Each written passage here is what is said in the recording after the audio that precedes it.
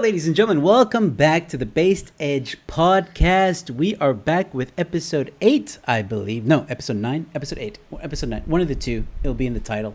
And we're talking about something very exciting, something very close to my heart, for those of you who may not know. Cape Independence is going to be the topic of the day, along with some other stuff. A lot of other stuff.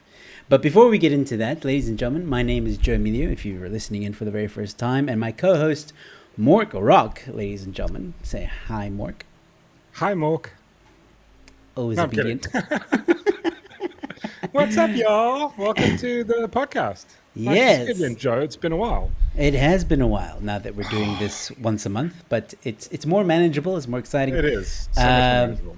So we're enjoying this. We're enjoying doing once a month. That reminds me, ladies and gentlemen, if you are listening to this on Apple Podcasts or I always say Spotify, please come join us on YouTube, and vice versa. If you're watching on YouTube or Rumble, come have a listen on Apple Podcast. I can't talk today, Mork. It's fine. Or Apple iPod. What?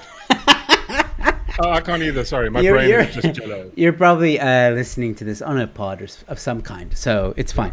But anyway, ladies and gentlemen, drop a subscribe, drop a follow, whatever you want. Links to our social media in the description. Please go check it out, as well as a link to our guest, who I'm going to introduce in a very short moment. He used to be, I believe he's still part of the Cape Independence Advocacy Group, but he's taken a bit of a backseat with that, and he has formulated his own political party. It's called the Referendum Party. I will leave links to both those organizations in the description below, so you can check them out for yourself. And we are going to start the conversation with Cape Independence. Ladies and gentlemen, please welcome the one, the only, Mr. Phil Craig. Hi, Joe. Hi, Mork. Great to be with you. You too. Awesome. Thanks, Phil, for agreeing to be on our podcast. It's very gracious of you. And I promise that we will give you, like, if you want to talk for 2 hours, dude, talk for 2 hours. We're not gonna let this be a one side. We're not gonna be this is not gonna be one sided, because you were on an interview just before we started having this interview. You were on Metro FM, I think it was called.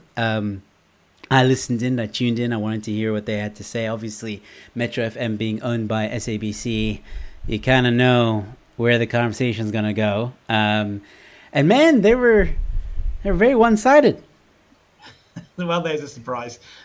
Obviously, we take all interviews, and sometimes we're pleasantly surprised. I had one last week where we, for example, was on a radio show in Khayelitsha, you know what you're going to get, and it was a really fair, open, sensible discussion. And then you get other ones tonight where effectively, you know, I'm railed out so people can call me racist, but it's fine. You know, you at the end of the day, we make our point, and it's the age-old story. There's no such thing as bad publicity. We've got to raise it, and we're going to go into some lions' dens, and we're going to go into some friendly venues, and you have to be able to cope with both. So I never get upset. I don't mind taking flack. Quite like it, actually.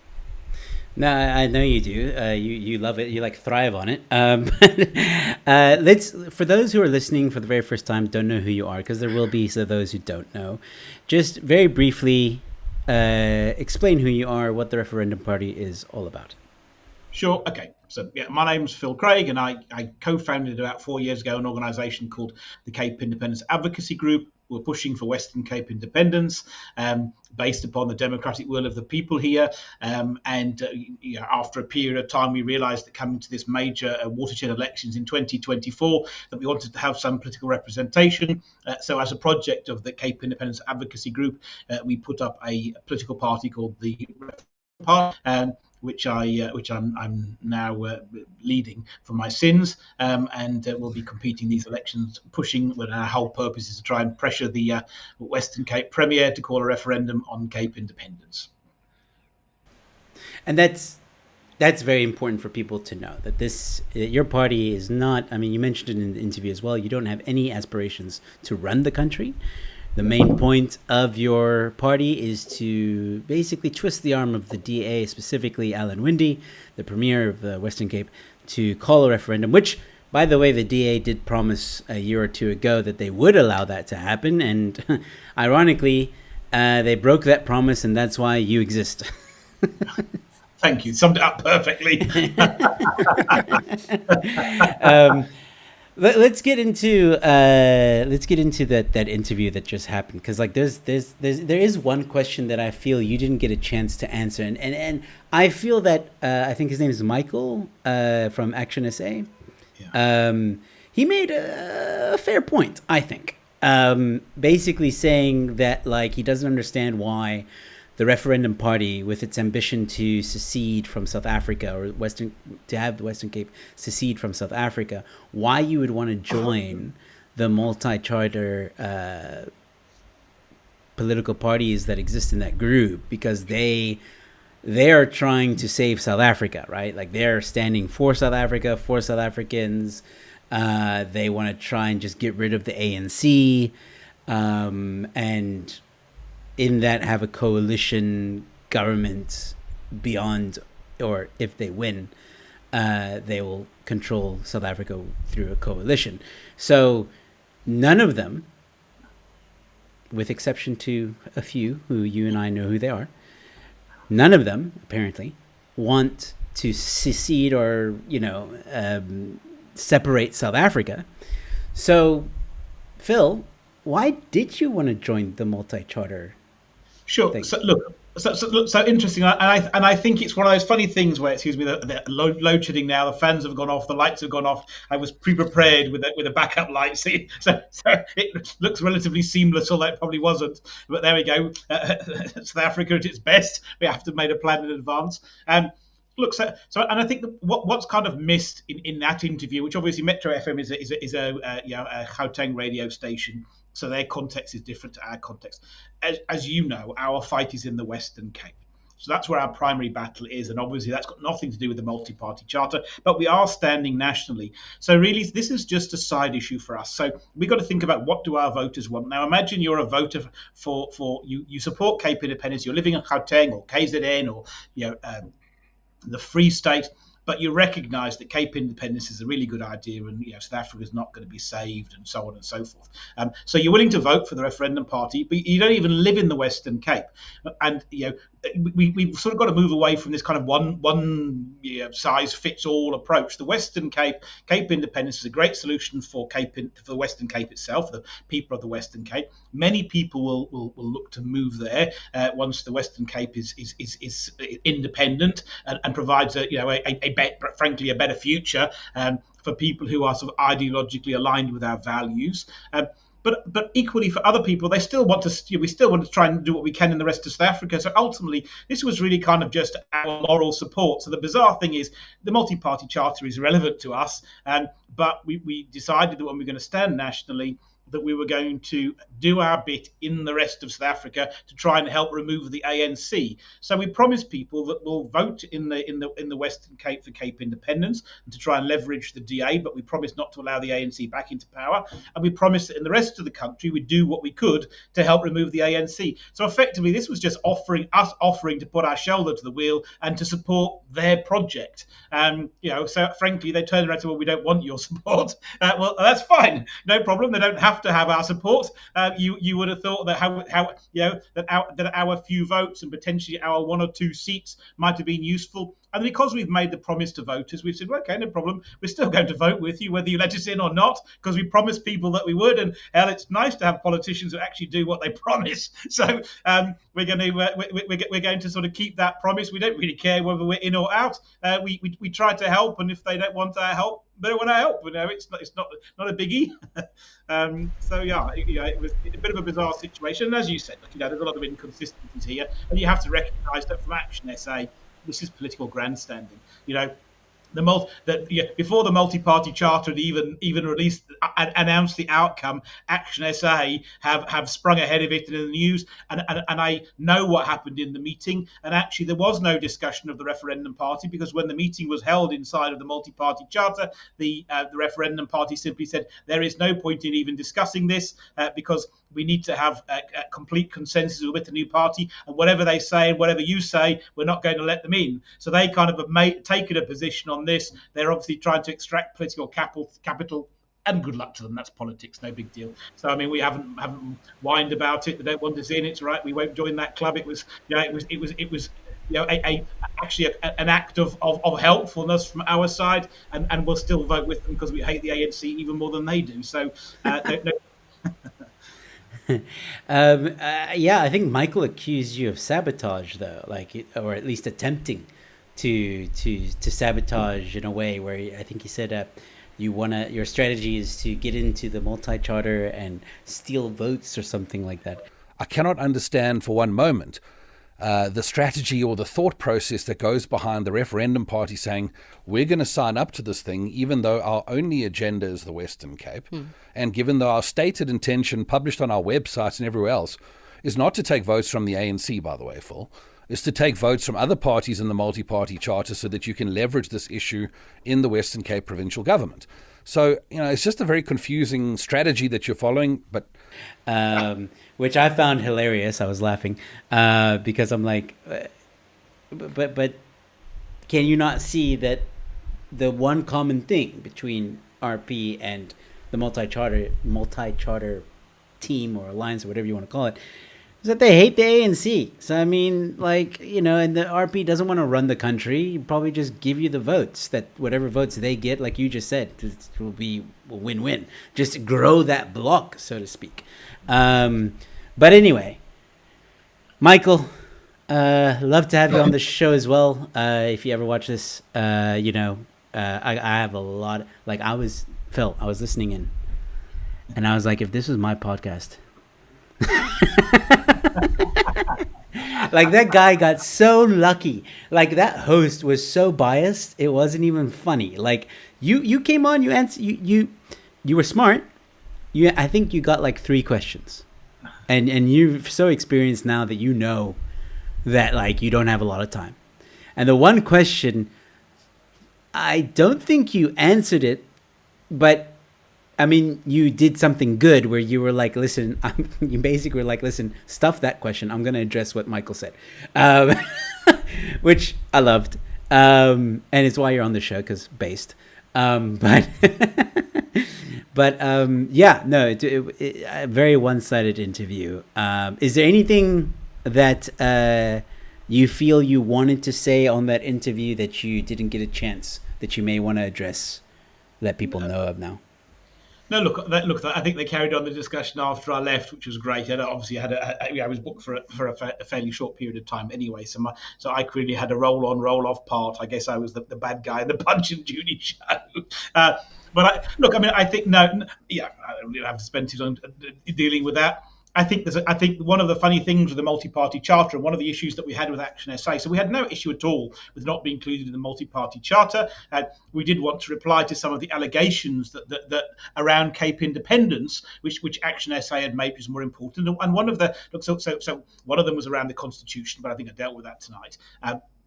The other one was the Action SA said, look, the only solution, the multi-party charter is the only solution. Well, I mean, frankly, that's absolutely ridiculous, given that all of the polls show that the multi-party charter is going to probably come at least 10 points short of a majority, and there's virtually zero chance of the multi-party charter governing. The notion that would be the only solution is totally ridiculous. But even tonight, and what I probably would have said is an example that they're talking about. Hang on a second. If we can get the ANC under 50%, and I think they will get the ANC. We will get the ANC under 50%, and that's great. But that isn't the end of the game. The ANC is still going to lead the government, and we're still going to have, in fact, it's going to be a worse government, because the ANC is going to have to find its partners from the radical left, and the ANC government is going to lurch to the left of where it is now, and it's going to be a disaster. And one of the test cases that I always think is hilarious, not hilarious for the people, but actually I think it's an example they forget, is that in Joburg in 2021, exactly what they're telling us now is the panacea of all of our problems. They got the ANC to 34% in 2021.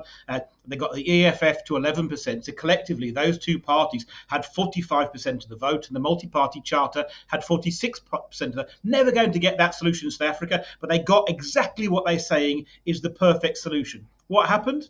In 2023, the DA brought a motion calling for new elections in Johannesburg because actually the breaking up of the vote had rendered Johannesburg ungovernable, and service delivery had collapsed, and everybody in Johannesburg was suffering as a consequence. So there you've got exactly their solution they're trying to sell us.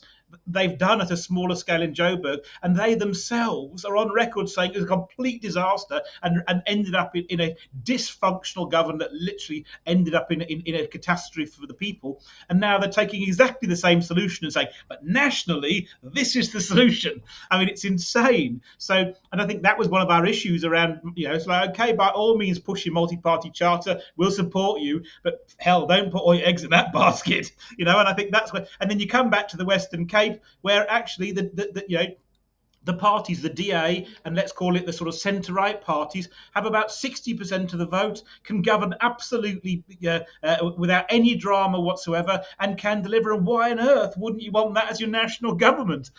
So yeah, there it is. But anyway, that's that. Yeah, no, fair enough to say. Mork, you've been very quiet, man. Do you have anything to ask? No, I'm just listening. I'm like, I'm still getting into this. Okay, all right. You warming up. All right. I'm warming up. I'm just getting my feels around it. Yeah, because Okay. it's like the point. The first thing when you said that, it's the governing, like what happened with Joburg, the example, right? But if they had to get the entire country, it would be beneficial for the ANC and for the EFF to make this bilateral or multi-party governing system a complete shit show, because that would be politically and it would be politically in their best interest to do so, because then they can go back and go social media and go, look what happens when we share governance with other parties. Nothing ever happens. And then it's great. Done. You don't need to do anything further. All they'll do is just fuck it up for the rest of the, as long as the entire duration of it. Sorry. That's true. Where do you stay, by the way, Mork? So, I stay in Cape Town. Okay, you're also Cape Townian. Cool. Yes, look how excited he got. Look, he's got so giddy and like, yeah. One of us.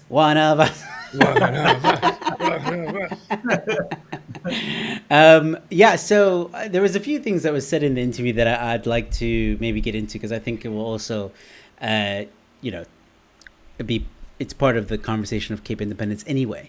One of which was, which, Phil and I, you and I have discussed this many times. We did a space on it. You've been on my other YouTube channel, Joe Emilio Show, by the way, link in the description. Also, Mork has a YouTube channel. Check it out. Link in the description. But Phil, you've been on my show many times. We've talked about this whole idea, and this was like very, you could feel it in the interview. They're really pushing this idea that the whole Cape Independence movement is a how did he word it? I want to get what he said. Racially segregationist. I saw the tweet this morning where I said this is from News Africa. They tweeted Action XA rejected the Referendum Party's bid to join the multi-party charter, and Michael Blumenmoth, says the independence idea is offensive and based on segregation. Yeah, in the interview he said racially segregationist. Would you say that the Cape Independence is a racist political movement? I think it's racially segregationist. Basically, the interview is attacking. Yeah, the interview is attacking Cape Independence, the Cape Independence movement. Basically saying that it's racist and all that stuff, and they want segregation, but negating the fact that and he said that something along the lines of they want people that look like me more than they want people that look like you, and he was talking to the host, implying basically that Cape Independence wants more white people than black people, which is, I mean, you heard Phil laughing because it's like the craziest, most unrealistic thing to say. But Phil, please. Look, it's almost hardly worth it. Look, frankly, I have to understand that basically, if I go on Twitter, every second thing I'm called racist constantly. At the end of the day, actually, Michael Beaumont just tried to find really polite ways to say "you racist bastard," and it's fine. Let him say it. I've long since decided I couldn't really care less what people call me. I think I've said in one of my videos before. I know who I am. I'll answer to my to my own conscience and to God, and everybody else can bugger off. Couldn't really care what they think. I'm going to speak my truth, and frankly, there's that. You know me, I love my Churchill quotes. And one of them said, if you stop to argue with every dog that barks at you along the way, you'll never reach your destination. Who cares? Brilliant. If people want to call me racist, let them call me racist. I even thought having a T-shirt made up that said "I am a racist" and let them get on with it. I couldn't care less.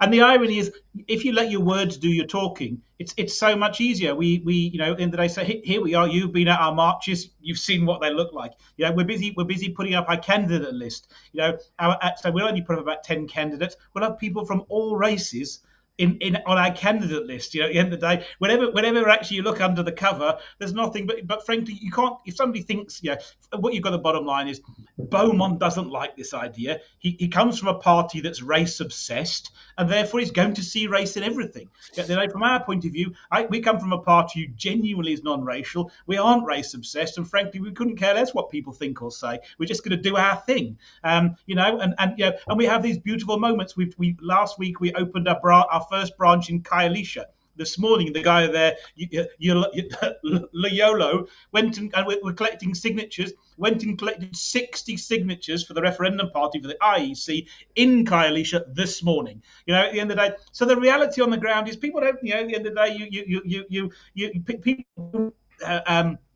What can I say? The reality is the reality, and you must just let these people say what they want to say. Frankly, Beaumont's never going to vote for the Referendum Party. She's never going to vote for the Referendum Party. We're not going to get very many votes from their listeners in Gauteng. Who cares? That's not our. I think we're after the votes from the people of the Western Cape, and some people are going to like us, some people are going to hate us, and who cares about the haters? Let's worry about the lovers. Well, speaking of haters, when they had a segment in the interview where they were playing WhatsApp voice notes from listeners, and not one was in favor of Cape Independence, and even Mork was like, that's their producers. Their producers are nitpicking this. I bet I'm like hopeful that like there was like 20 that were for it, and like it was just the one or two that weren't, and they were like, okay, let's just play this. But anyway, no, I think, listen, for anybody who's listening and has that preconceived notion that Cape Independence is a racist movement, look, I'm gonna say it. There are some people in the movement that can be a bit radical. I mean, in any movement, there's radical individuals. And I haven't even joined it yet. So are you referring to me? Why not? No, I just got here, guys. I'm talking about ULA. Phil won't say it, but I will. Some of them. I'm not going to necessarily say ULA, the leadership, but there are some members, or not even members. There's just some people that are around that circle. Whether they're followers, supporters, members, I don't know, but they hang around that WhatsApp group or Telegram group specifically, and they say horrible things. I'm not gonna lie. I've seen the screenshots every time someone accuses the Cape Independence movement, not necessarily Referendum Party, but just the movement of being racist. I see these discussions that were had that were probably in either ULA groups, and I have no proof of that, and I'll be honest about that. But the rhetoric I've seen in the group, and some Facebook groups as well, and stuff like that. There is always going to be a radical side of any movement, okay? Having said that, though, and I'm going to say this as clearly as I possibly can, Cape Independence Party, ULA, even Freedom Front Plus, these three organizations / political party groups support Cape Independence. But the only one that you should be voting for if you support Cape Independence in the ballot box is the Referendum Party.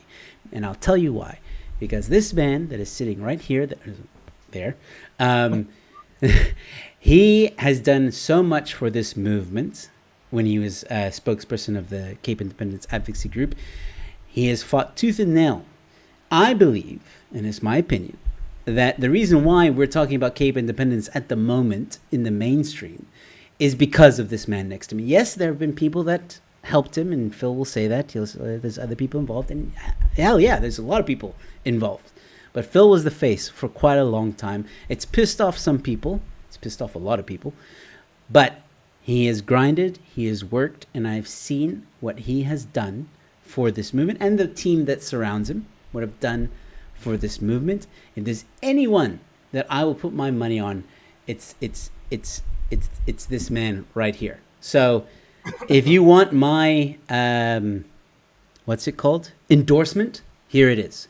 Vote Referendum Party, and I trust me, you'll have no regrets, because this man is not a politician. Like, Phil, I don't know if that hurts your feelings, but you're not a politician. you're a great guy, but you're like, you're not Donald Trump. But I was gonna say you're like Donald Trump, but what I meant was, like, in the sense that you're not a politician. Like, Donald Trump is like a business entertainer, like a businessman entertainer. You're not an entertainer, but you are a civilian. You're a normal South African. I don't know if you studied politics or whatever, but to me, at least in the build up to you getting to Referendum Party, there was a time when you told me you didn't really have any aspirations to be in a political party. And I still don't. That's the irony. So thank you. I really appreciate that. Yeah, I'm definitely a reluctant politician. Look, I'm a political activist. That's what I am. Somebody who's that's. And actually, I've ended up running a political party by default. I never wanted to. I definitely don't want political power. It's not my ambition. My actual ambition is to secure Cape independence, retire, and write a book about the whole process, which will be absolutely fascinating, because nobody will ever believe what's gone on in the background. I mean, it's just perception. I can't wait.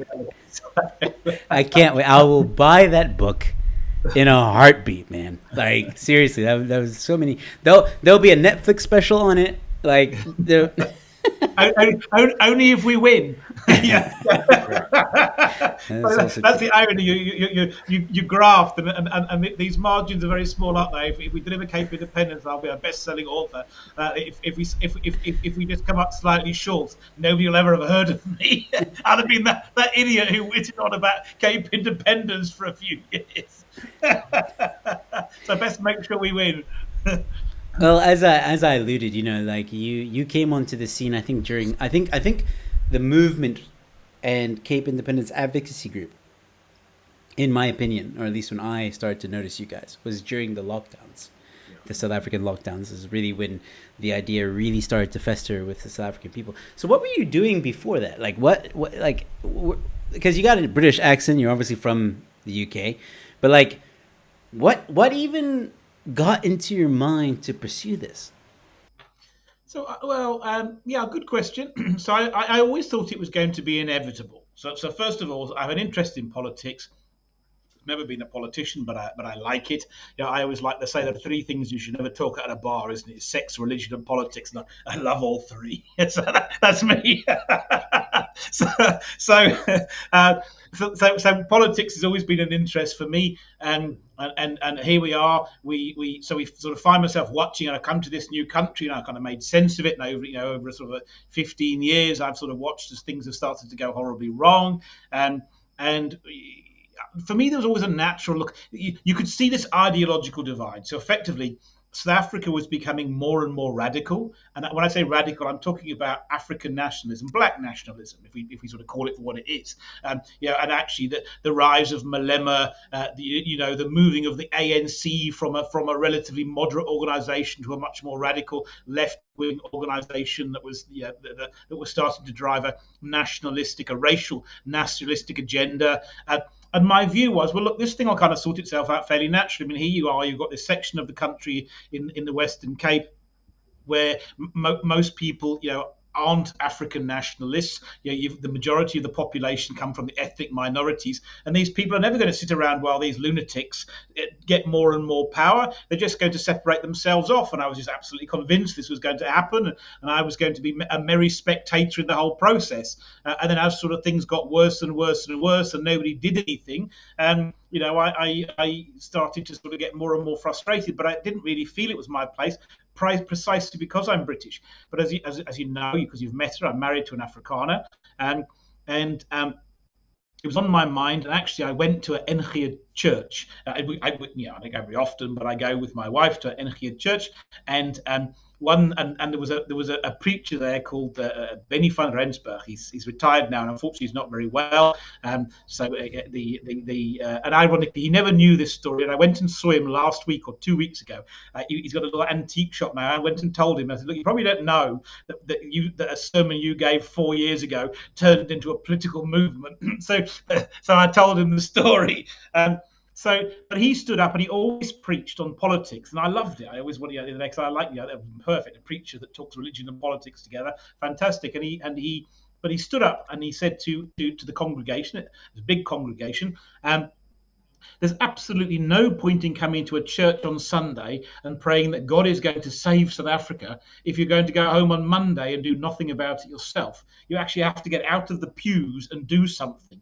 And of course, it's absolutely the truth. And literally at that moment in time, that kind of struck me. I knew it was the truth. It was just the right message at the right time. I spoke to my wife and I went home and I said, "Look, this is how I feel about this. But obviously, here's me, this obviously British person. If I stand up and I start talking about Cape independence, we're going to get an awful lot of flack. Are you up for this?" And she said, "No, absolutely, I'm up for this. It's our children, it's our family."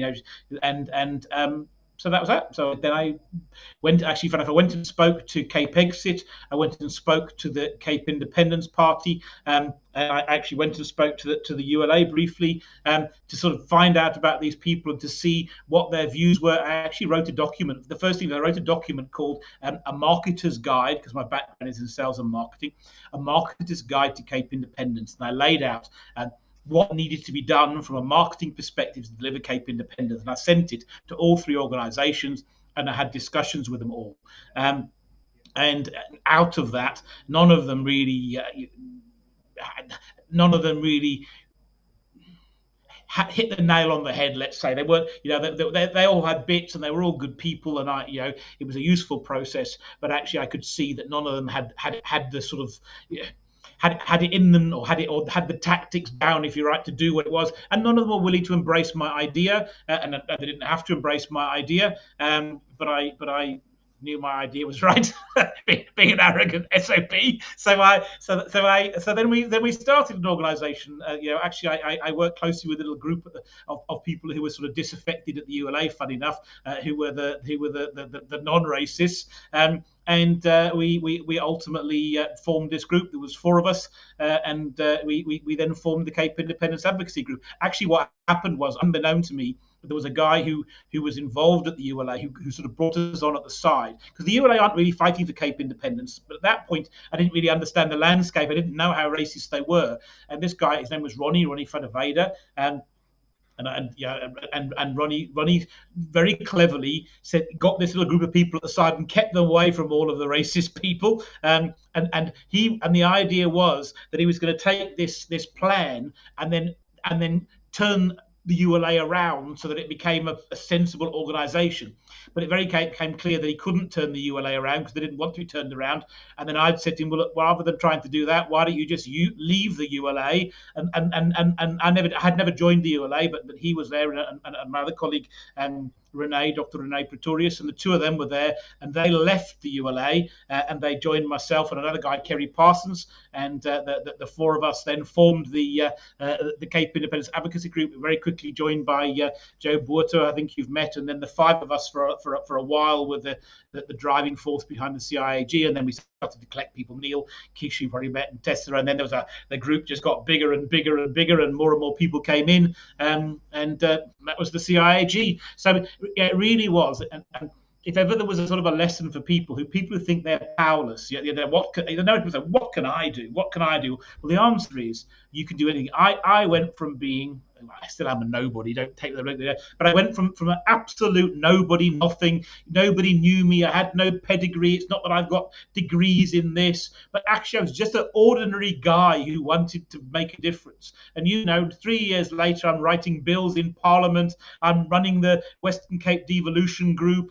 You're forward, and actually that's a testament not to me, but just how much you actually can achieve in a democracy if you get off your asses and try and do something about it. As long as you sit there and feel sorry for yourself and say there's nothing we can do, then there's nothing you can do. But when you stand up, you can achieve more than you ever thought possible. And one of the most, if we ever write that book, it's going to be totally inspirational, and the story is going to be of ordinary people, really ordinary people you'd pass in the street and think nothing of. I think, well, hang on a second, those 30 people or 40 people literally changed history, and who the hell were they? And one of the things I've sort of found afterwards is when I now looking back, you realize that Benjamin Franklin or Winston Churchill or Charles de Gaulle or Nelson Mandela, we think of them after the fact as special people, these totally, but they weren't. They were just totally ordinary people who became special because of what they'd achieved. And anybody can be a Nelson Mandela. Anybody can be a Charles de Gaulle. Anybody can be a Winston Churchill. They just have to do it. I think that's a very powerful message. Except for I wouldn't put Nelson Mandela in that Avenger team. But yeah, sure. Mork, come on, man. I just wanted to know. So, Phil, you said you were nobody before this. I mean, is this obviously the rumors are then true? You the whole vibe is you say you were nobody, but that kind of gets into the rumors of you being an international man of mystery. You work for the CIA, MI6. I mean, any truth to this? We don't know anything about your past. And did you quit this, or do you still work for MI6 while you're doing, you started Cape Independence and got into politics? Absolutely. Look, MI6 is my employer. I'm very grateful. At the end of the day, it's important. It's difficult to have, I can get paid in hard currencies. I have to hide most of my money, so I pretend to drive around in a 10-year-old Toyota Corolla. But actually, if you open the secret facade of my house, my row of Bentleys are there behind, and and I drink very fat Hubans to go hard. And your real name is Bond, James Bond. That's just. Listen, you don't think Daniel Craig became a Craig by coincidence. Oh my God, I see it now.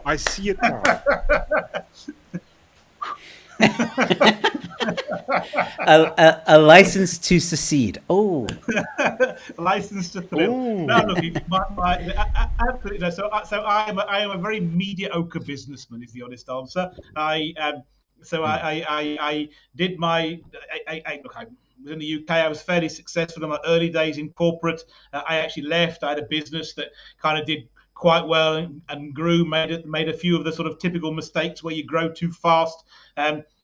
Got really fed up with it because it just didn't give me the life that I wanted. I closed it down, came to South Africa, built a guest house and spa with my first wife, got divorced, had a load of land, built some houses. So my primary income is sort of rental income. Then I went as a consultant, and I worked actually in a few things, but I worked in the solar industry. And then when I got remarried, young children. So for those that the Afrikaans listeners, a laat lammetjie and a later lammetjie. So I have some very young children. In fact, when I go to pick up my kids from school, often if there's a new teacher or another fire, then I often get called, hey, Opa's come to collect you. So I worked out if my youngest finishes university, I'll be 72. So anyway, there we go. So so when I ended up doing commercial property because I was in this little small town, Wellington, where I stay, and which I love, and I now had property of my own that was renting out, and I thought, well, okay, what the hell? I let's do some commercial property, and I did commercial property for a while. When the first 2 years of the CIAG, I was still doing commercial property. I didn't get paid. I was working for free, and I had a full-time job, and I did everything I did in my spare time. And eventually, the CIAG became so successful that I just couldn't do that, and I went on a sabbatical. I've never actually been back. So I'm in touch with them. That's how it sort of started. So that's what. So what am I? I'm somebody who's done okay in business, got a few houses, not poor, definitely not rich. At the end of the day, but happy. Yeah. Okay, so now I see why a lot of the Twitter guys on X are saying, "Give me back the land." See, you just you own land, and you got to give it back, Phil. Stop taking the Western Cape. So you started with like a few little plots right now, and now you want the whole of the Western Cape. Is this what you're trying to do? Oh, there we go. Truth comes out. Exposed. This is like what I really wanted to get into is like, who is Phil Craig? You say you're a businessman. You did all right for yourself. You got a few kids. I didn't know you were. I didn't know this was your second marriage. How did you meet your wife, the current one? Walking in the mountains, ironically. So I had a friend, and we went, and I love walking. Well, so I kind of, funny enough, when I came to South Africa, I was sort of half retired and not working too much. And then when I got divorced and remarried, that had to change very quickly. But anyway, I had got a good circle of friends, and I had a friend that I used to go walking with, and she and I went walking one time, and then she said, "No, I'm going to bring a friend with me," and she brought my second wife, Jonah, and the following week, my actual friend, that's right, my original friend couldn't come, but Jonah and I went walking, and so on, and we walked for quite a while, and I said to her, "Look, you know what? I had to follow her a single track path for about 7 kilometers, and after watching her bottom jiggle for 7 kilometers, I was smitten." That was it. And then I found out we went to watch some rugby, so it was rugby, beer. I think it was like, well, okay, hell, what's not to love? Aren't Afrikaans women great? And did you come to South Africa, like when you came the first time?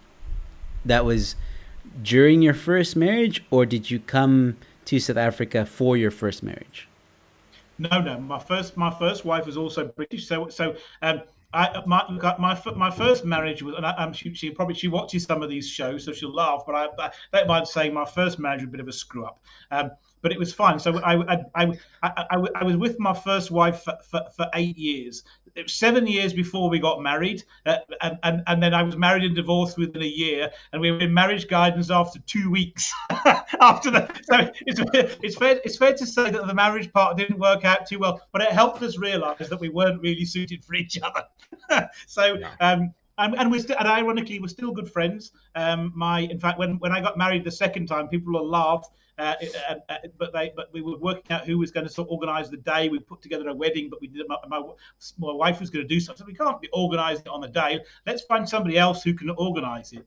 So she said, "Well, who should we ask?" And I said, "Well, you might think it's crazy, but my first wife is really good at organising stuff. Can we ask her?" So she said, "Okay." So my first wife ran the wedding on the day very happily, and no problem, no drama. My wives get on very well, and we camp every year on my birthday. And my first wife and second wife always come camp together, not in the same tent. Wow. Okay. Well, yeah. I mean, okay. Whatever works for you, man. No, but you know what? I think a lot of couples, whether they marry or they don't marry, have a very long relationship, would like to stay friends, and most of the time it doesn't work out that way. And if you guys have found a way to be civil, and especially, I mean, I'm going to ask another question. Do you have kids with the first wife? No, so funny enough, I have 6 children in total, but look, and they're all mine. So I think, but biologically, only the last 2 are mine. Before my last wife, I made a habit of raising other people's children. So I have a stepdaughter in the UK. who was from before my first wife. And then I like to try before I buy. Then I had sorry, very inappropriate. Then my first wife had a stepson, or had a son who's my stepson. He lives in South Africa. And then my current wife had 2 daughters from her previous marriage. So there's 4 directly in our family, although one is now moved out because she's 27. So I've got 3 kids in the house. Who are 16, 7, and 5, and then I've got a stepdaughter at 27, and then a stepson at 30, and a stepdaughter in the UK at 30. So I have a spread. In fact, my granddaughter is 2 years younger than my daughter. Oh wow! Youngest daughter. Big family though. Big family. Christmas must be a ball. But the reason why I was asking is because my point was if you are friends with your ex and it's still like a good friendship and you've had kids together, then that's excellent because the kids will still feel loved and all that. So my parents are divorced. They got divorced when I was older though. I was 18 already by the time they got divorced. But it was still a knock on my life. Unfortunately my parents are not friends. But it would have been great if they were. So that's all I was trying to say. What else? Mork, you had a good question there. You want to ask him about any other MI6 espionage? No, actually, I want to ask just sort of a layman's question between the two, right? Because I'm not very as caught up with Joe as Joe is with the sort of whole thing. What is the difference to the layman between the Cape Independence Advocacy Group and the Referendum Party? And is the Referendum Party a political party? And just as a complete layman, because I had the wife asking me, so I think it would be a nice. Can I take this one, sir? Please, can I answer? Cape Independence Advocacy Group is what it is in the name, advocacy group. So they're a lobbyist group. They pressure politicians and political parties. That's the main point of them. And then Referendum Party is a political party. So the Cape Independence Advocacy Group is not a political party, whereas the Referendum Party is a political party, but with the sole purpose not to control South Africa, but to pressure the DA into calling a referendum for the Western Cape people to decide on whether or not the Western Cape should secede. Okay, so the question would be is then what if, hypothetically, say the Referendum Party wins the Western Cape? Won't then happen. What happens? No, I mean hypothetically. No, look, I tell you who's a good way to look at it. Solidarity and AfriForum are the same organisation, but they're different organisations. Yeah. Solidarity came first, and then actually they had a particular project, and they established AfriForum. And over time, AfriForum probably became better known than Solidarity. But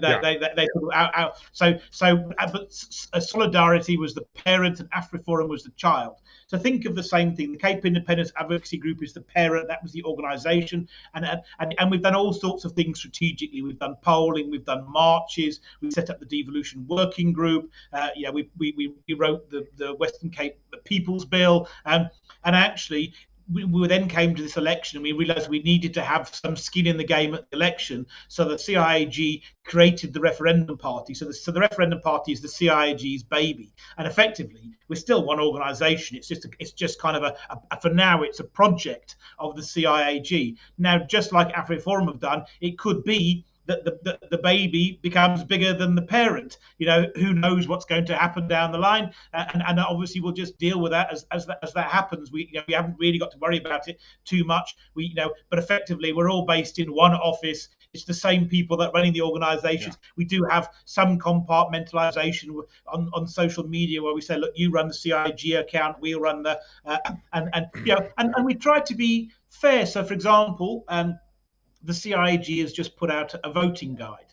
Now, in the voting guide, we've said to people, you must vote for Cape Independence. And here's the 3 political parties that you should vote for, either the Cape Independence Party or the Referendum Party or the Freedom Front Plus. And that's where we just tried to have integrity. We could say, well, hey, everybody vote for the Referendum Party, which obviously would be our first choice. But we don't, because we, at the end of the day, we have to act with some integrity. And conscious of that, when we formed people won't believe this, but when we formed the Referendum Party, we created an oversight committee, and we invited the Cape Independence Party, the Freedom Front Plus, and Cape Exit to come and sit on the oversight committee of the thing, because we want, and I think when it comes back, it's like with the ex-wives, that when it comes back to the story, you recognise that not making trouble, finding ways to work together, is a far more productive way of getting things done. And that doesn't mean, listen, I don't mind having a fight. You can, at the end of the day, you've seen that.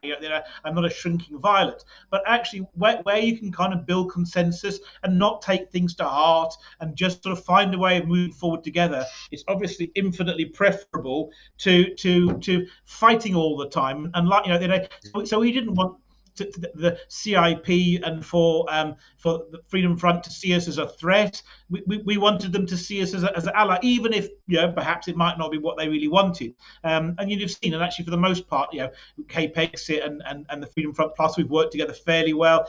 Bit more difficult at times with the Cape Independence Party, but even that will pass. And we'll continue to do the right things there, and and for the most part, so will they. So yeah. Cool. I did want to ask about, you brought it up, the Devolution Group. Maybe I've missed it, but I haven't seen much updates from that group. I mean, can you share anything? Yeah.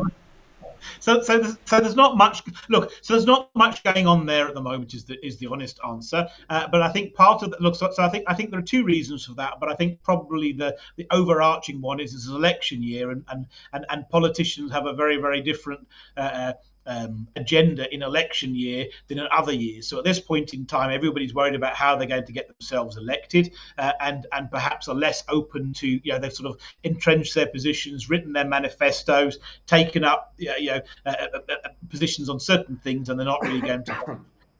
And therefore, we're not likely to see anything from the devolution working group till after the elections. Look, we do have these two bills before Parliament, the People's Bill and the Powers Bill. The devolution working group is in existence. There is some minor communications on the sort of WhatsApp group, and there is minor communications there, but we're not active at this point in time. But I do believe we will become active again. I mean, clearly, to a certain extent, there were some lines in the sand, and we drew them. So I can't really grumble. One was, well, okay, are the DA going to support the Western Cape People's Bill or not?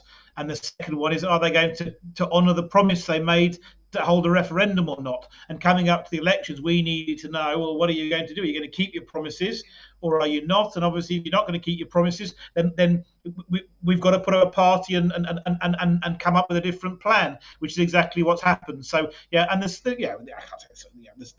it's a bit more fraught at the moment. I don't suppose we're on the DA's Christmas card list, but I mean, like all things, these will pass. They tried to take us to court, and we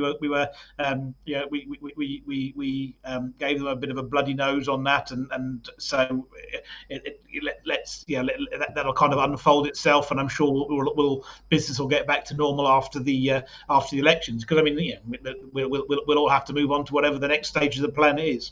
Absolutely. And I think maybe just so that people understand, because you mentioned the devolution group, but maybe some people don't know what exactly it is and its point. Yeah. Mork, are you okay? I have no idea what the devolution group is. Yeah, so there you go. No, so what happened after the 2021 election? So let's just sort of kind of set the scene. So the 2021 elections were quite pivotal. First of all, the ANC first of all fell below 50% for the first time. So now suddenly there was almost this euphoria that Africa saved, and it wasn't very sensible, but it was a political factor. We had to deal with it. So that was one of the issues, and then we kind of had to work out how do we move forward through this space. So we decided as the CIAG that, hang on a second, the most sensible thing to do in this next phase of the plan is to just try and build consensus. So we approached a number of organisations, primarily the DA, Freedom Front Plus, the UIM, Action SA, SA, not Action SA, the Action Society, some academics, and a whole group of people. And we said, look, let's not worry about where we think this is going to end. We all want more autonomy for the Western Cape. Some of us want devolved powers, because that was in the DA's manifesto. Some of us want federalism, and there were a few parties, including the DA, who formally supported federalism. And some of us want Cape independence. But ultimately, what we all need to do is make the first step. So rather than falling out over where we see this whole process end, why don't we take hands and at least make sure this whole process starts? And we put together this Western Cape Devolution Working Group, and we met, and it was fantastic, and it has been really, really successful. So out of that working group, the biggest outputs, I mean, there have been some disappointments, but primarily because getting people to do things, what we found is getting people to talk about things and agree to do them was quite easy. I would say about probably about 10% of things that the Western Cape government agreed to do, it actually did, and that's a frustration. But actually, the 10% they did do are radical, and right now you've seen all of these problems with the Western Cape Provincial Powers Bill. Well, that Provincial Powers Bill came out of the Devolution Working Group. The Western Cape People's Bill came out of the Devolution Working Group. So out of those projects, we're seeing real legislation in Parliament. And the referendum legislation was on board before, but it was it kind of had been pushed to one side, and we got that back. So as a result of that, we're seeing real legislative change and it had changed attitudes. And of course, we've slightly fallen out with the DA because effectively, how I describe our relationship with the DA is the sort of the DA of the status quo. They kind of want to go forward, but they can see the edge of the cliff, and they're a bit scared of it. And they think, and we're behind them with a cattle prod, saying, "Go further, go further. You've got to get." So, and that that probably is the correct relationship between the government and activists. So we're constantly pushing the DA, saying you're a bunch of wussies. You've got no courage. You've got no balls. Why the hell do you talk and never deliver? Do this, do that. And of course they're, oh yes, but we can't do this and we can't do that and we can't do the other. But as a result of all of that, we have all at least moved forward. So I would say that the Western Cape Devolution Working Group was an incredible success. Albeit that we haven't necessarily got to the end of that, and I think it will continue to run after the fact. So, I think it was the right thing at the right time. But obviously, right now in the elections, we're not all looking to work together nicely. We're looking to beat the hell out of each other and find a winner, and then afterwards we can get together afterwards and nurse our wounds. And I think the devolution group is a good thing, and Action Society is part of it, who are not a political group, and I think CUPSA Forum is also part of it, not a political group. So you have some activists in there that are also probably putting pressure on the politicians and keeping them in check, which is great. And just very quickly, the Provincial Powers Bill, the Western Cape Provincial Powers Bill. Very briefly, why is that bill caused, and I'll probably flash a headline now, where the ANC was very upset about this bill because they said that they're going to make Western Cape ungovernable. wasn't the ANC, it was a party or whatever, but basically threats, if the DA lets or pushes this bill any further, then ANC or parties that align with the ANC are going to make the Western Cape ungovernable. Why, Phil? Why are there people that are scared of this provincial powers bill when it's not even secession? Well, look, so you've got look. Let's be very simplistic in terms of you've got two ends of the political spectrum. If you think in terms of the I'm not talking about the far right, but let's talk the centre right. So on one side you've got a group of people who ideologically want to devolve powers. They want to have less and less powers with the state and more powers with the people. So effectively they're the decentralizers, and that's everybody on the devolution working group is a decentralizer. Obviously, Cape Independence is the ultimate decentralization, but we all believe that we want that. And then on the other side of the scale, you've got the centralizers, the people who want to always take power away from the people and concentrate in the centre. And of course, that's the ANC, the EFF, or the state must own all land. We must have a state bank. We must have. So you've got this ideological fight between people who want the state to have more and more power against people who want the state to have less and less power. And this is the battle. So this is effectively the whole battle around that. So the Western Cape Powers Bill is about ironically, it's not going to do much about getting them, but it's about claiming them. It's a sort of statement of intent. We're going to try and take powers away from the central government, and obviously the right are totally in support of that. And on the left of the spectrum, you've now got the ANC and the EFF and their cohorts saying, "Over my dead body, we want more state-controlled power, not less, and we're not going to allow you to do this." So it's just an ideological battle. And look, frankly, the ANC to make anything. It was a bit of a laugh, isn't it? Because they've already made the whole country ungovernable. That's true. Well, what do you think? Do you think this thing will go through? Do you think it'll absolutely go through? Ironically, look. So this is the classic case. What do we think? We think that bill is very weak and ineffectual, and it's a compromise. And actually, it's a compromise because the DA didn't want to pass the stronger bill, which we wrote. So the history. We wrote a bill. We spent a year trying to get the DA to pass it. They loved the idea at the start. It was one of those things that they said they were going to get behind, but just never did because they were a bit small in the ball department. And so that we end up in that situation where. What they were going to do. The Freedom Front Plus said, well, to the DA, if you're not going to bring it, we're going to bring it. And the DA and the Freedom Front Plus tabled that bill. And that's the bill that's got the real balls. That's the bill that's got the teeth. That's the one that would really terrify the ANC. And so which bill is that? The Western Cape People's Bill. Ah. And then the DA were then on the hook. They were, hell, what are we going to do? We say we want federalism, but how do we vote against this bill? How do we vote against the Western Cape people? And then somebody clever at the DA obviously said, well, look, let's not vote. Let's not do that. Why don't we quickly write our own bill that's a little bit weaker and not quite so forceful, and we'll table that bill instead. And then actually nobody can accuse us of not pushing for federalism. So they wrote this slightly more feeble bill, and ironically, the ANC are up in arms about the feeble bill. So I mean, at the end of the day, the other bill is of course the other bill. It was written by a bunch of racists, proposed by a bunch of racists, and I was part of the team in Parliament that proposed that bill. And of course, it was the comical act. I can't remember what we got called by the EFF and the ANC that day, but it was the usual bunch of tripe. So it's a funny situation. That's the reality. Yes, this will pass because the DA have got an outright majority. They will pass that bill without question. In the end of the day, it's a signal of intent. It won't deliver much because it still requires the Western Cape government to go and ask the national government for the devolution of powers. And that's where the People's Bill was a much more powerful bill, because the People's Bill didn't claim, because it already exists, but it recorded that the Western Cape people had a right to self-determination, and therefore, Mr. Ramaphosa, dear ANC, we don't need to ask your permission. We are entitled to these things, and we're going to claim the devolution of powers.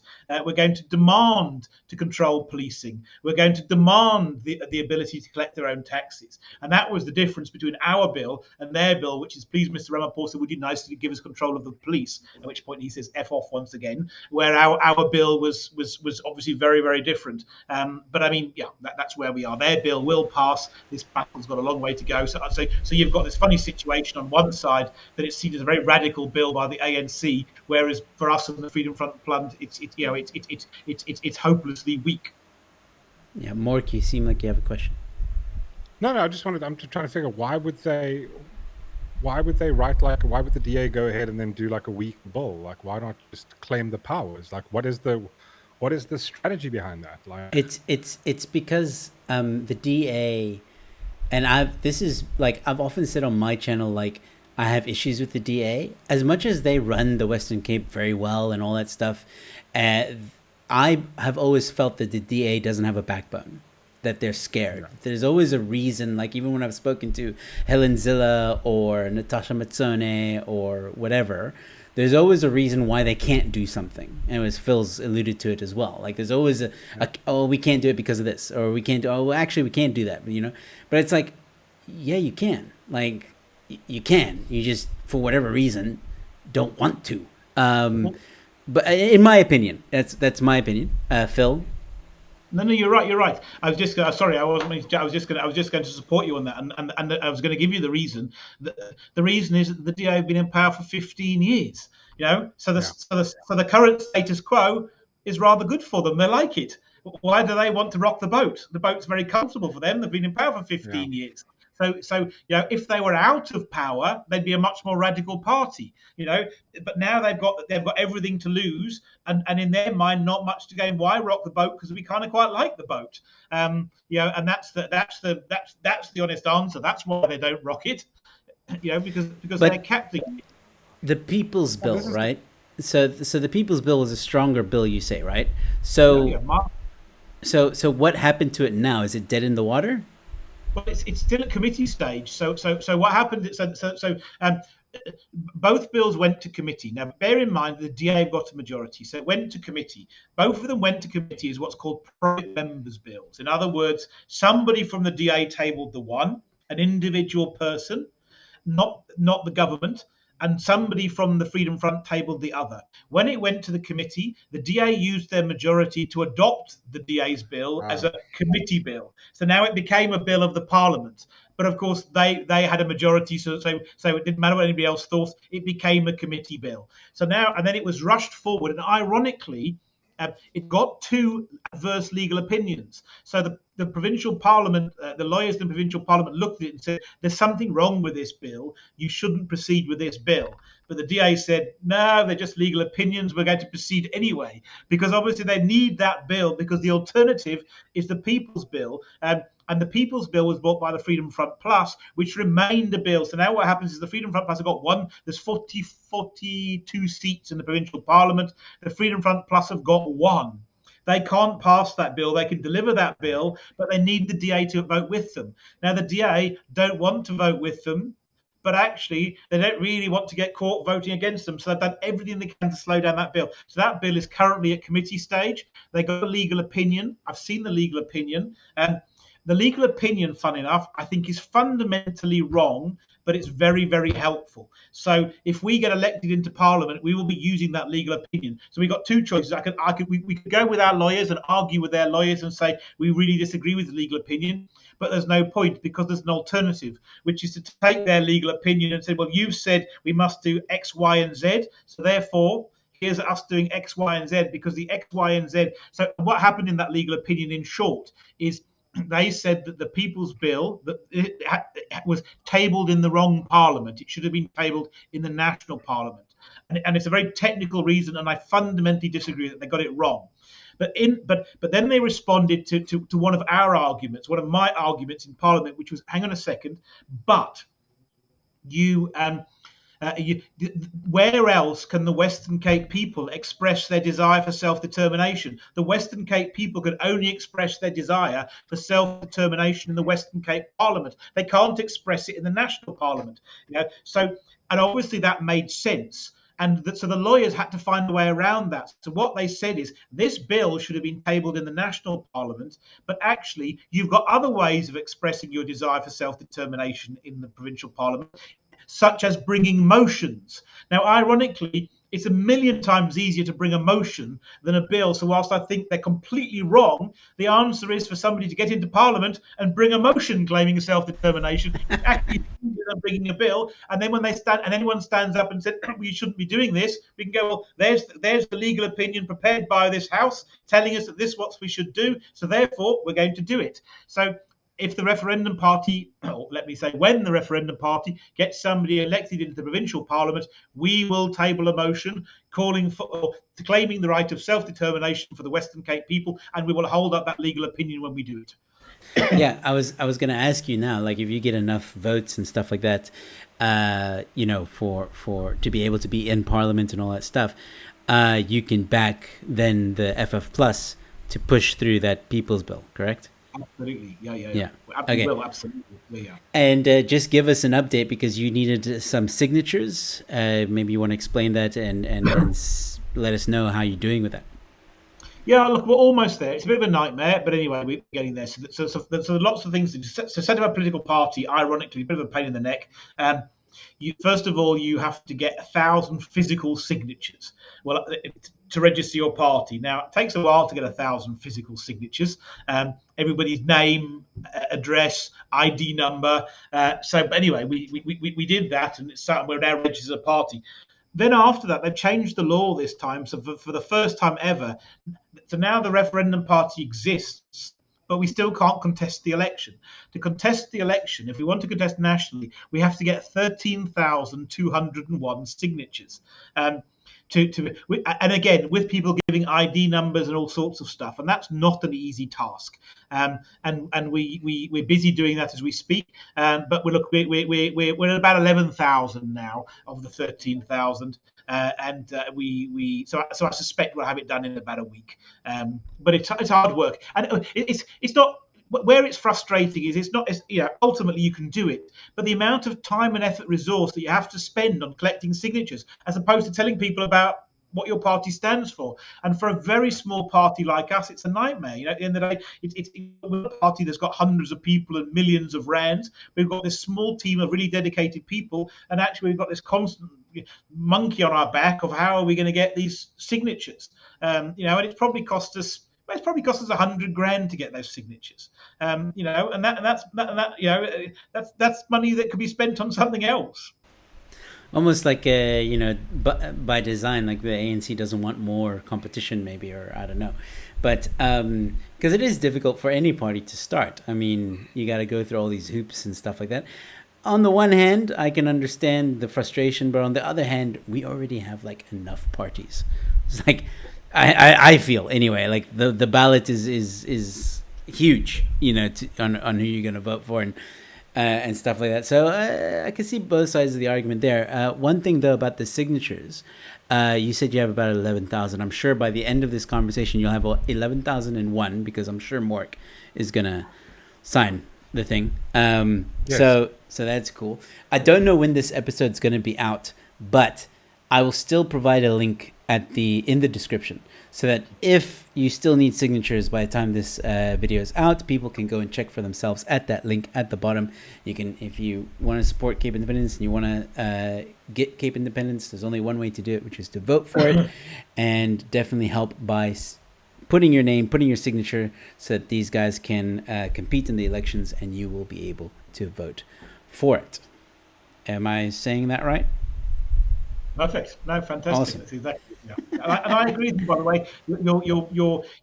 I get it. There's lots of people on the ballot, and actually some mechanism is sensible. So it's one of those situations where you're damned if you do and you're damned if you don't. It's solving a real problem, but it's a pain in the neck because when you're a small party, it's one of those things that is wouldn't if you're a large party with these hundreds of millions of rands of budget, it's very easy to fix. When you're a small party, it's a challenge. Yeah. But anyway, we'll get there.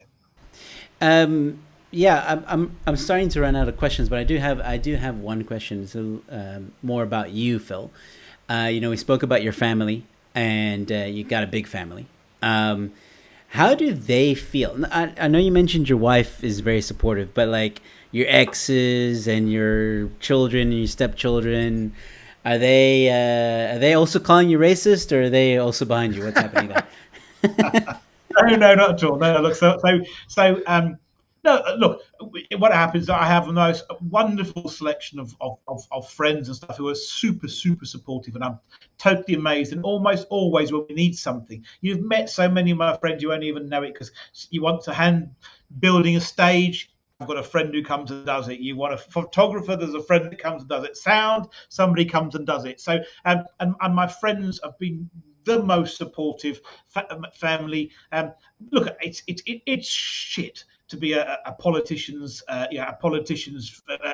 family, and I don't just talk about me here. Look, so I've spent a lot of time with people like Helen Ziller and Corday Mulder and people have no idea how hard those people work. I mean, way, way harder. So and I feel sorry for them. Different from me. I feel sorry for them because they've done it for years and years and years. And you get these absolute shysters in the ANC who do absolutely bugger all, collect a huge salary. Everyone gets painted with the same brush.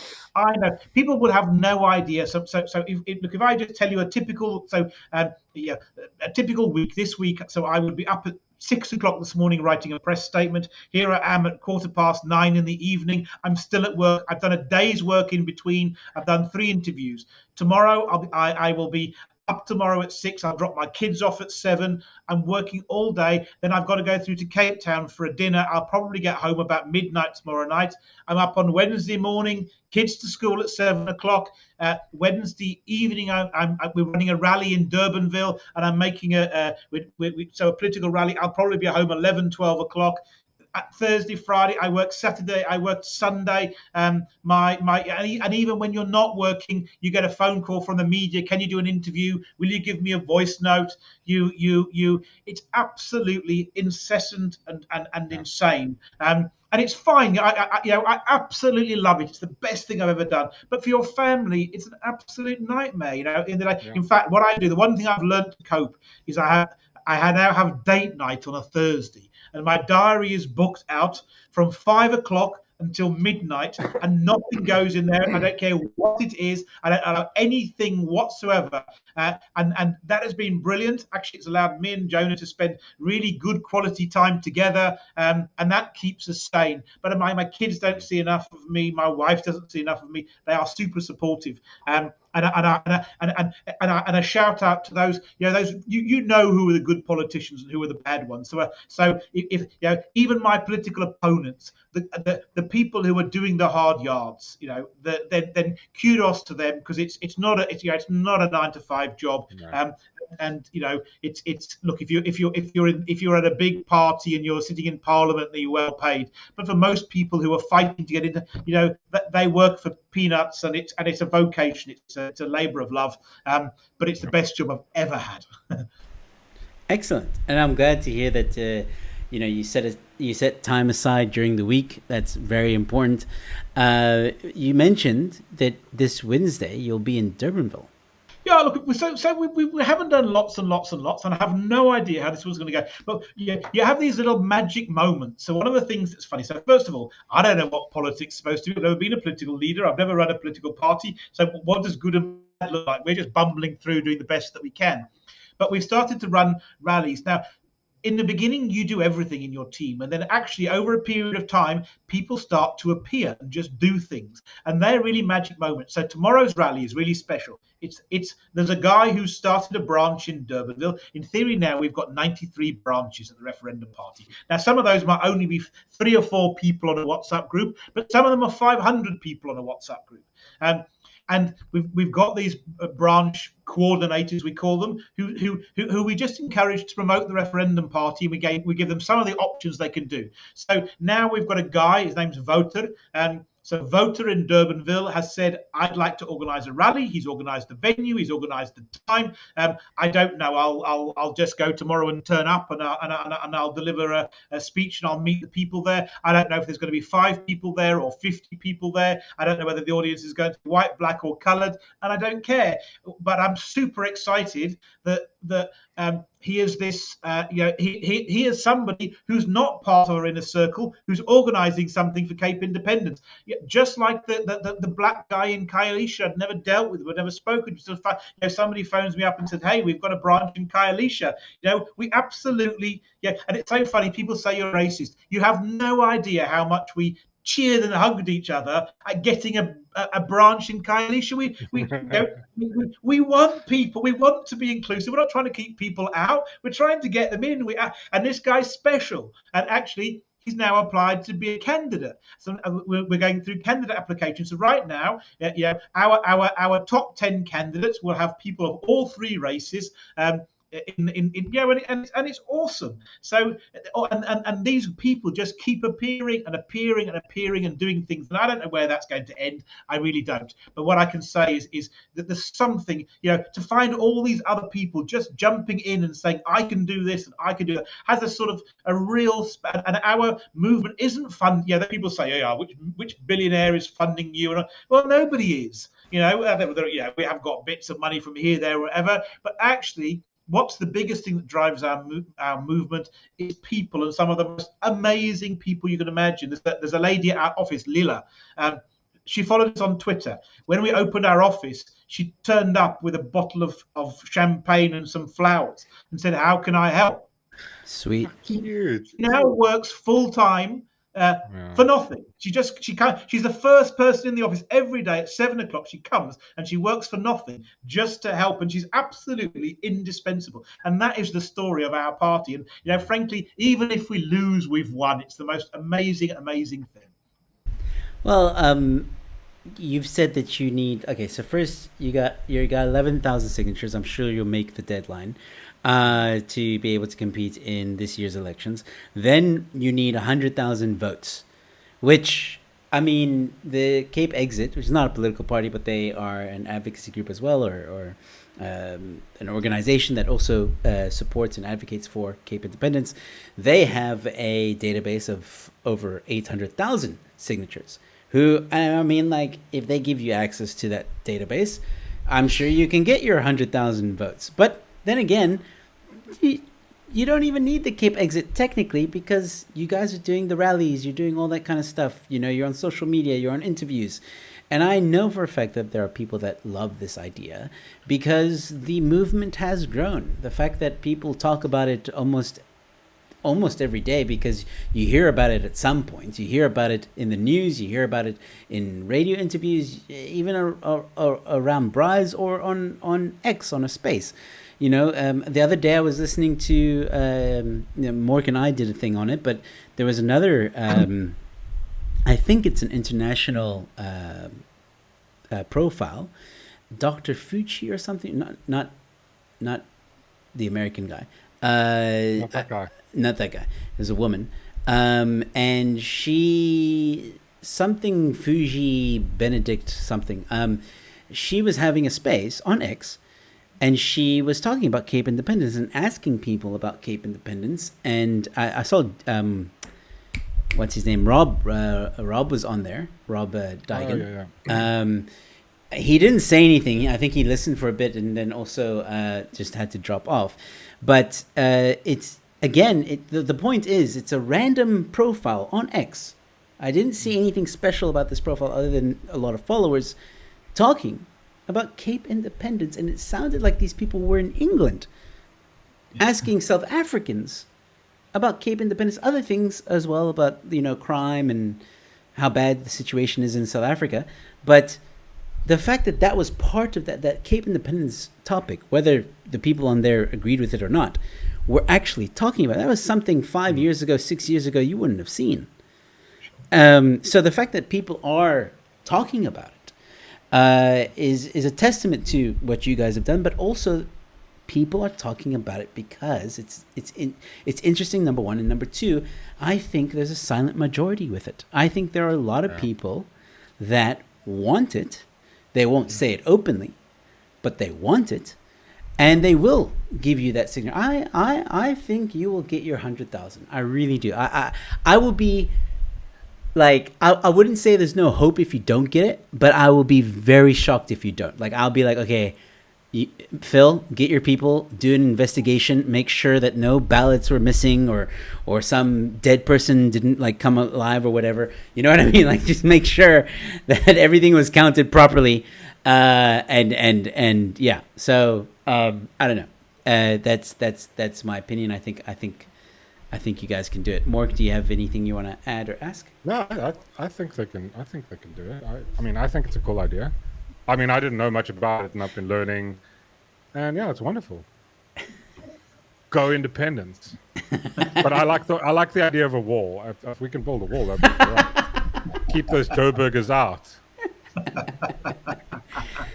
You're not helping, Mork.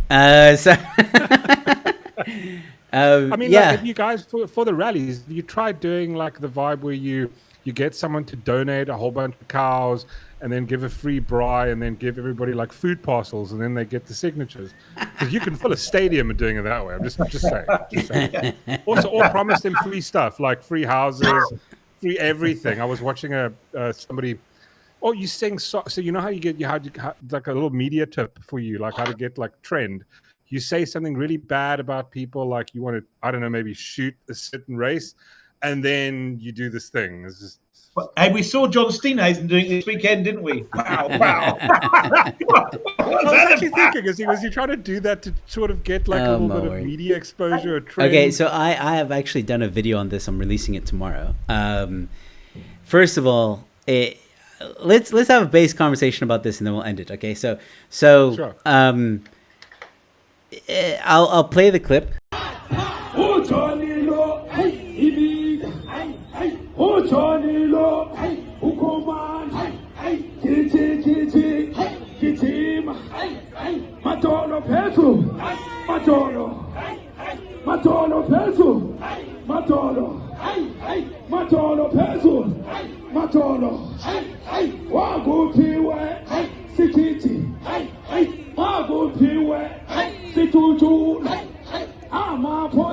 Here's the thing. The tune is Kill the Boer.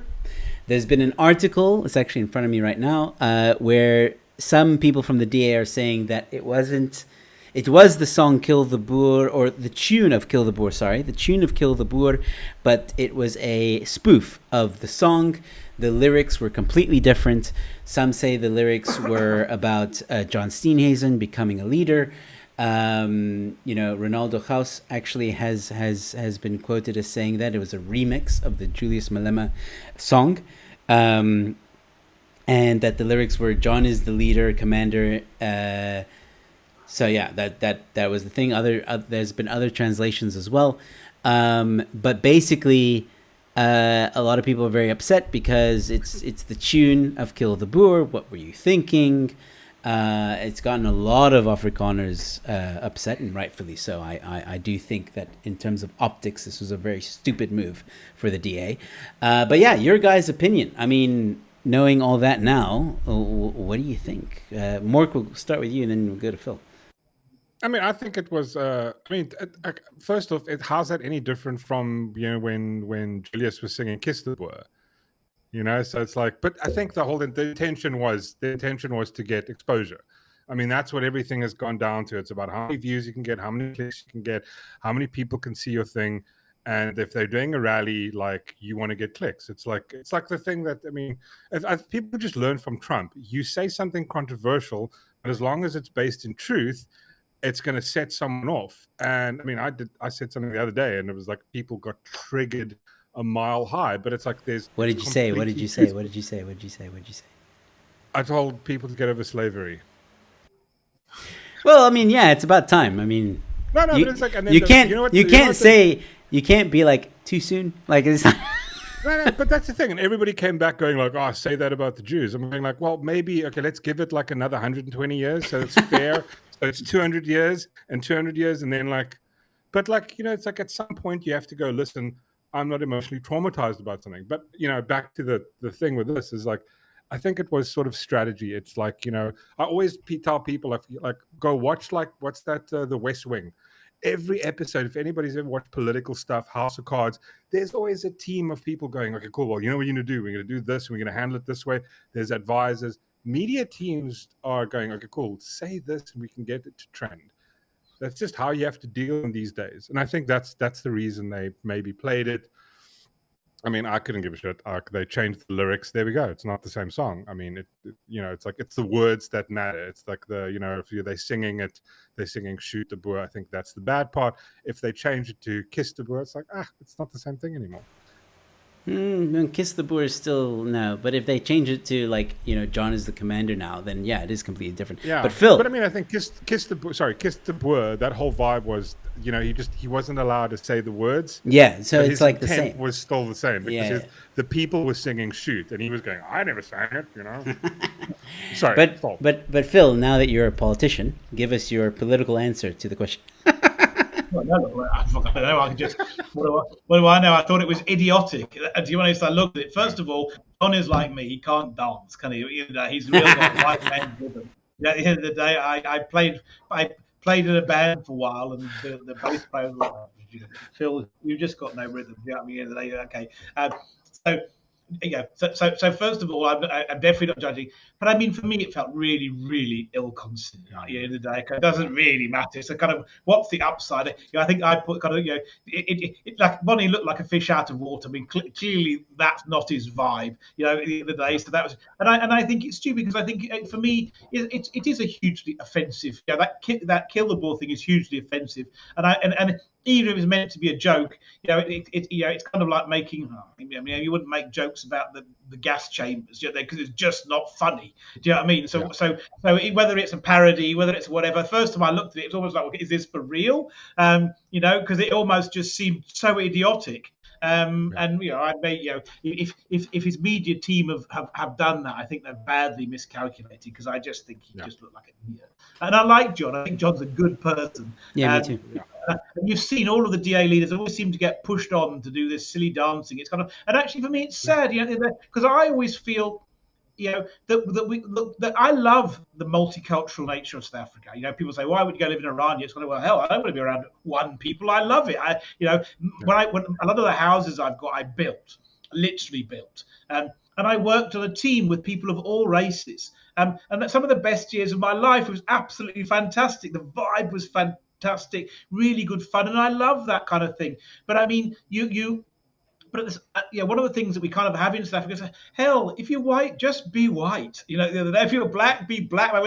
Actually, it was so flipping wrong, wasn't it? Because he just was so out of place. So the mixture of everything was ridiculous. At the end of the day, and it's almost like people kind of have to sort of fit in. It's like, why would you fit in? I'm like, no, you know what? And it seems to be that the DA leaders kind of have to get pushed into doing this ridiculous dancing on stage, which is bizarre. And actually, I don't know if you saw this thing, and here's a very interesting statistic. Taking it back to politics, but Gareth van Onselen did a fascinating article about a month ago, where he broke down who's voting for the DA in the Western Cape. Now, I think now here's the fascinating thing: what percentage of black people in the Western Cape do you think vote for the DA? I'm going to go with 30%. Shit, I would have gone I'd say 20. 2.6. Oh, shit. 2.6% of black. So you have this ridiculous situation where so much of this is just a farce. It's actually kind of a whole show, and the DI are kept in power. And look, they obviously have got black voters, and fantastically, I'm not trying to make this in any way a racial thing, but I mean, the DA's voters are predominantly white and coloured. And yet you kind of have this sort of cultural appropriation. Hey, John, dance like a black man. It's silly. It's silly. But anyway, there you go. Well, it could be. Sorry, Mork. But sorry, Mork. But like, it could be, and this is like something I think I mentioned. No, I actually didn't mention in the video, but I should have. It did feel like there was a bit of pandering from the DA side. The panda stone. Yeah. Like, we're going to embrace the black culture, or, we're going to show John that he's embracing the black culture so he can get more black votes or whatever. I mean, I'm not saying that's how it was, but that's kind of how I felt when I watched the video. Like, what are you trying to do here, man? Like, just be yourself. Just hug a black person. You don't necessarily have to dance like them. And I think also they're trying to win the votes in Joburg, not necessarily the Western Cape. I think they're pretty confident with the Western Cape. I think they're just trying to get votes from other parts of the province. That's my opinion anyway. Mork, what did you want to say? Oh no, I just wanted to go. Like, I mean, the whole vibe with them. Like, why is their turnout so low? Why are the percentage of only 2% of black people voting for the DA? Do you think that is mainly because of like the ANC and EF's rhetoric by using the media just to go like point fingers and go, you're a racist, and therefore people go, because that's a lot of like the sort of middle class media personalities. That's always the default position I hear from them. It's going, we'll never vote for the DA because we're not sure if they're racist. But like, It's just accusing someone of racism. There is no racism. They haven't done anything racist. But they're going like, is that, do you think that's a main sort of contributing factor to why they're not getting such a massive, black vote in South Africa or the Western Cape? Well, look, so I'm going to say something that's a bit outspoken. I might get myself into trouble, but I think this is an issue we've decided to be outspoken about. So I think one of the problems we have in South Africa is we have the soft bigotry of low expectations. So we have one set of rules for white and coloured people, and one set of rules for white people, one set of rules for coloured people, one set of rules for black people. And actually, one of the things that we let off, so people talk about the ANC being terrible, and then we kind of completely let off black voters. The most racist people in South Africa at the moment are black and not white. That's the truth. Yeah, and we know it. We've polled it. And why? Because white people have been conditioned that racism is wrong. Black people are being conditioned that racism is okay. You don't get called out for being black racist. So what is our issue? And I caused a bit of offence recently, but I don't mind, and I'll say it again. One of the biggest issues in South Africa is that the majority of black voters are too racist to vote for the best party because they won't vote for, clearly I've got my issues with the DA, but if you were voting on merit, you'd vote for the DA because all statistical fact says the DA are a million times better than the ANC. And why are people voting for the ANC and the EFF? Because they're too freaking racist to vote for the DA. So actually, and we know it from our polling. So that's the kind of the underlying issue here. And at some point we'll get past that, but we don't have the courage to say it. So I'm going to say it. I don't mind it. I'm totally non-racial. I hate racism. I don't like racism. But I'm not going to be a hypocrite. I don't like white racism. I don't like coloured racism. And I don't like black racism. And my experience is that by far the most racist people I come across in South Africa today are black racists because it's socially acceptable to be racist and black. In fact, many people even deny that it's possible, where actually it's totally socially unacceptable to be white and racist. So it's quite right. It should be socially unacceptable to be white and racist, but it should also be socially unacceptable to be black and racist. And South African voters are racist. Not all, but the majority. And is why it's government based. That is based as hell, dude. I love it. You heard it here. But I mean, I completely, sorry, if I can just say, I completely agree with you, Phil, because there's this one thing that I usually talk to people and going like, black economic empowerment. That is racism wrong? Yes or no? Yes, racism wrong. But why is it good when the government does it? When it, because but you're correcting stuff. But you can't. It's like it's the ring of power. You can't use racism for good, and that's what the government has said. We're going to use racism for good. But it's like, but then it's not evil. No. It's totally evil. But when we do it, it's totally fine. And then you have the voters going, well, we can't be racist. No, you can. I don't buy into the definition of racism, meaning that you have to look at who has the upper hand or more power than the other person. Yeah, and that's where it comes from. That's why they say black people can't be racist because they don't have the power, the social. What's it? The societal power in America, maybe. Because the blacks are a minority, but even then, racism is in South Africa. It's like but I agree with you on that. But what I'm saying is like in America, where that definition comes from, right? Totally. Because the blacks are the minority, but even there in America, it doesn't make a difference because there are blacks that are very powerful, that are in government, and they have power, but they're also allowed to be racist with some of the it's like the BE, but it's in America. What's it? Affirmative action, that kind of stuff, right? That's racist. Sorry, but it is. At any point when you judge someone, when you criticize someone, when you don't allow someone to do something or say something based on the color of their skin, when you don't vote for them based on the color of their skin, when you don't talk to them based on the color of their skin, and only that is racism. It's as simple as that. Simple. It doesn't matter. It doesn't matter who has the power. It doesn't matter who's rich or who's not. It doesn't matter who has land or who doesn't. It is simply that if you are discriminating against someone on the basis of the color of their skin, you are a racist. Yeah. 100%. All right. And on that note, the very based note. Phil, thank you so much. We've gone Thank you way so much. over time, but it's been absolutely phenomenal. I've really enjoyed this conversation, getting to know a lot more about you. I wish you the best of luck with the Referendum Party, as I always do, and you know I'll have you back on the show anytime on my YouTube channel. But before we go, please, is there anything you want to say as we sign off and let people know where they can find you?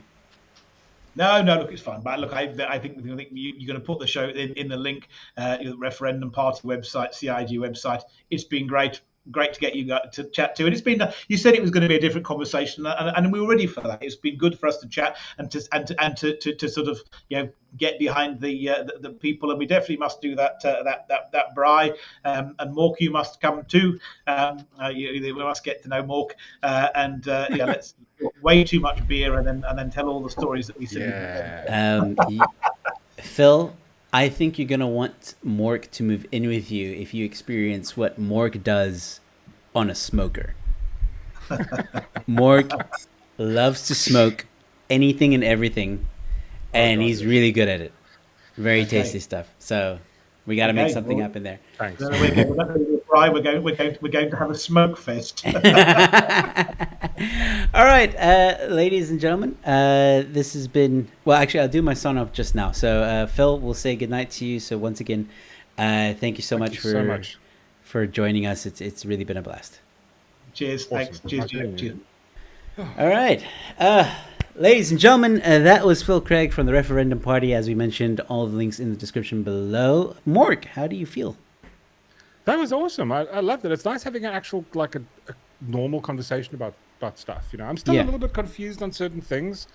Like, I think we can probably have some different time we can chat about it because, but like, I like the guy. It's nice. It's nice having to meet the person. When you go like, oh, this guy's this guy, and he's like this, and it's like you actually speak to someone. You go, this is this person's principles. This is what they believe in. They're non-racial. They did these things. You go, okay, cool. That's how they are. Yeah. And it's not what someone else says. It's like, speak to the person. If you're not sure about someone, and someone said this person is like that, the first thing you go do is go listen to what the person has to say. And it was actually amazing to chat to him. I loved it. Awesome. I'm glad. We'll get into maybe another discussion about Cape Independence somewhere, maybe closer to the elections. We'll see, or maybe after the elections. Maybe Mork, you should go on the website if you have any confusion. I was busy reading it before and during, and I was like, Oh, no wonder you were so quiet. Okay. Yeah, I was just trying to understand stuff. All right. Well, in this country, ladies and gentlemen, thank you so much for tuning in, for listening in. If you're listening on Apple Podcasts and Spotify, drop a follow or subscribe. And if you're watching on YouTube, hit that like button, hit the subscribe button, hit the bell notification so you know when the next episode is coming out. And if you're listening in, come see us on YouTube because there's visuals. We look pretty. Yeah. And if you're watching on YouTube and maybe you didn't have time to finish the entire podcast, well, then go to Apple Podcast or Spotify and download the episode and watch it when you can. Play it. Yeah.